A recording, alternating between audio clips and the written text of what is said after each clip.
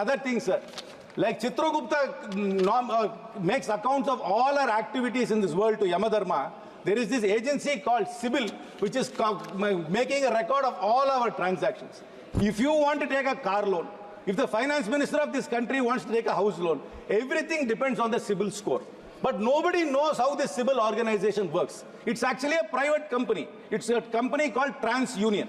This is the company which is rating every one of us our credit based on our credit history. But we do not know whether they are updating our credit history properly. There is no transparency. There is no way for us to appeal. ये कार्ति चिदम्बरम है, पूर्व गृह मंत्री P Chidambaram के बेटे। तमिलनाडु की Sivaganga seat से कांग्रेस सांसद है।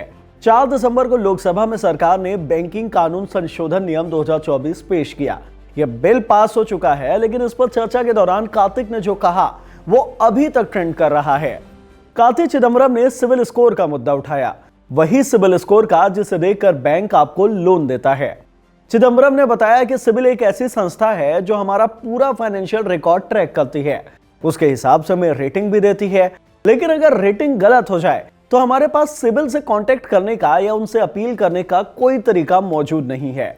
अब इस संस्था में ट्रांसपेरेंसी के लिए सरकार क्या करेगी वो तो अभी नहीं पता, लेकिन इस सिविल स्कोर के बारे में हम काफी कुछ जानते हैं। यह सिविल स्कोर क्या होता है, क्यों इसके बिना आपको लोन नहीं मिलता, आपका यह स्कोर कैसे खराब होता है और कैसे इसको स्ट्रॉन्ग बनाया जाता है, और सिविल स्कोर होने ना होने से फायदा और नुकसान क्या क्या होता है, सब कुछ आपको बताते हैं। हेलो, मेरा नाम हिमांशु है और हल्के फुल्के ज्ञान से भरपूर खबरगांव के इस वीडियो में बात सिविल स्कोर की। सबसे पहले तो ये जान लीजिए कि जिस आंकड़े की हम बात कर रहे हैं वो सिविल स्कोर नहीं, क्रेडिट स्कोर होता है। क्रेडिट स्कोर मेंटेन करती है कई सारी कंपनी। इन्हें कहा जाता है CIC, यानी कि क्रेडिट इंफॉर्मेशन कंपनी। इसमें सबसे बड़ी कंपनी है CIBIL, credit information bureau India limited. CIBIL की पेरेंट कंपनी का नाम है ट्रांसयूनियन, जिसकी बात कार्ति चिदम्बरम कर रहे थे। सिबिल के अलावा अब कई और एप्स और वेबसाइट आ चुके हैं जहां पर आप अपना क्रेडिट स्कोर चेक कर सकते हैं। ये सभी प्राइवेट कंपनियां हैं, इनको सरकार ने लाइसेंस देकर रखा है। ये कंपनी आपके पैन कार्ड के जरिए आपका फाइनेंशियल रिकॉर्ड ट्रैक करती है। आप पर कितना उधार है, कौन सा आप पर लोन चल रहा है, लोन की EMI टाइम पर आप भर रहे हैं या नहीं भर रहे हैं, कहीं कोई EMI आपकी बाउंस तो नहीं हो गई है। ये सारे रिकॉर्ड ट्रैक करके कंपनी आपका CIR बनाती है, यानी कि क्रेडिट इंफॉर्मेशन रिपोर्ट, और इसी रिपोर्ट के मुताबिक आपको एक नंबर देती है। इसी को ही कहा जाता है क्रेडिट स्कोर। ये स्कोर 300 से 900 के बीच में होता है। 300 से 525 को बहुत बुरा स्कोर माना जाता है। इस स्कोर में आपको लोन कभी नहीं मिलेगा। 525 से 600 को एवरेज माना जाता है। इस स्कोर में आपको लोन तो मिल सकता है, लेकिन आपको कुछ गिरवी रखना पड़ सकता है या बहुत ज्यादा ब्याज देना पड़ सकता है। 601 से 700 का स्कोर अच्छा माना जाता है। 700 से 750 बहुत अच्छा स्कोर होता है और 750 से 900 को एक्सीलेंट माना जाता है। जब आप लोन लेने बैंक पहुंचते हैं या क्रेडिट कार्ड के लिए अप्लाई करते हैं या फिर कोई सामान खरीदने के लिए दुकान में EMI एलिजिबिलिटी चेक करवाते हैं, तब वहां मौजूद कर्मचारी आपके इसी सिविल स्कोर को चेक करता है। अगर 750 से ऊपर आता है तो तुरंत लोन दे दिया जाता है, लेकिन अगर नीचे आया तो दिक्कत होगी। अब जानते हैं कि आपका सिविल स्कोर या क्रेडिट स्कोर कैसे कैलकुलेट होता है। इसके 4 क्राइटेरिया होते हैं। पहला होता है रीपेमेंट हिस्ट्री का, यानी कि लोन की EMI आप सही वक्त पर चुका रहे हैं या नहीं। अगर सब कुछ टाइम पर है तो आपका स्कोर बढ़ने लगेगा, अगर EMI चूक गई तो स्कोर खराब होने लगता है। दूसरा होता है क्रेडिट टाइप। 2 तरह के लोन होते हैं, एक होता है सिक्योर्ड और एक होता है अनसिक्योर्ड। ऐसा लोन जिसमें आप कुछ गिरवी रखते हैं उसको सिक्योर्ड लोन बोलते हैं, यानी कि गोल्ड लोन। गोल्ड लोन में आप गोल्ड गिरवी रखते हैं। हाउसिंग लोन में आपका घर गिरवी होता है, ऐसे ही कार लोन में आपकी कार गिरवी होती है। अनसिक्योर्ड लोन पर्सनल लोन की तरह होता है। क्रेडिट कार्ड भी इसी के अंदर आता है। आपकी प्रोफाइल में सिक्योर्ड और अनसिक्योर्ड दोनों लोन के बीच में बैलेंस होना चाहिए। अगर अनसिक्योर्ड लोन अपने आप बढ़ने लग गया तो आपका क्रेडिट स्कोर नीचे आने लगेगा। तीसरा होता है क्रेडिट लिमिट। अगर आप अपनी क्रेडिट लिमिट को जरूरत से ज्यादा इस्तेमाल करते हैं तो आपका क्रेडिट स्कोर नीचे आएगा। क्रेडिट कार्ड में क्रेडिट लिमिट पहले से पता होती है। 50% का इस्तेमाल को आइडियल माना जाता है। बैंक लोन में क्रेडिट लिमिट कैसे तय होती है उसका फॉर्मूला आपको बताता हूं। पहले तो अपनी सैलरी का आधा कर लो, उस आधी सैलरी को 100 से गुणा कर दो, जो अमाउंट आएगा वो आपका क्रेडिट लिमिट हुआ। यानी कि अगर आपकी सैलरी 50,000 है तो उसका आधा हुआ 25,000।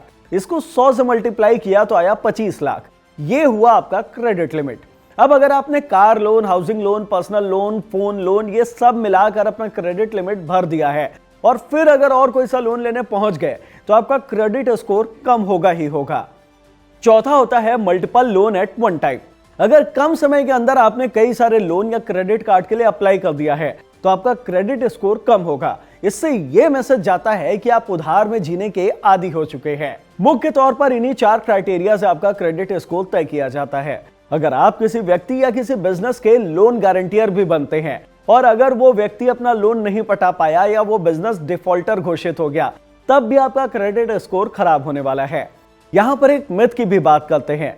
बार बार क्रेडिट स्कोर चेक करने से स्कोर घटने लगता है। ऐसा बहुत सारा मिथ मार्केट में चलता है।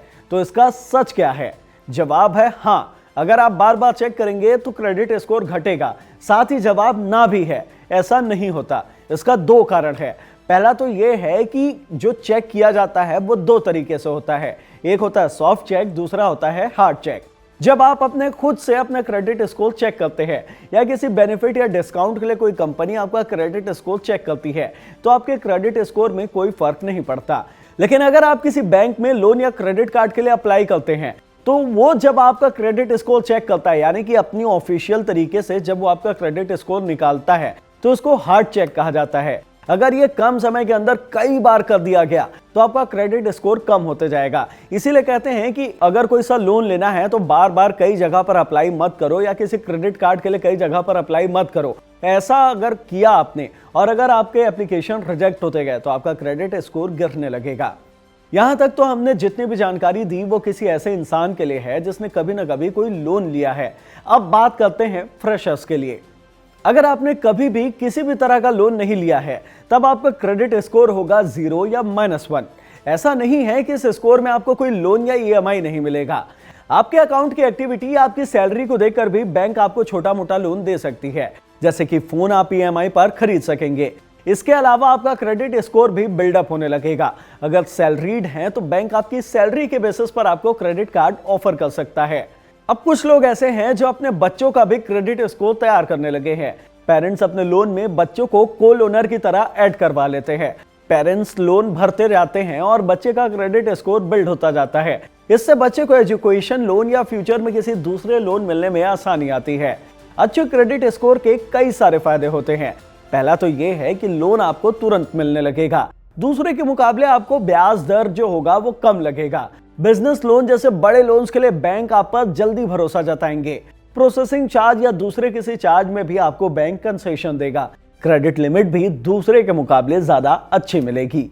इस वीडियो में इतना ही। इस वीडियो से मिला नॉलेज पसंद आया हो तो इसे लाइक कर लो, शेयर कर लो। धन्यवाद।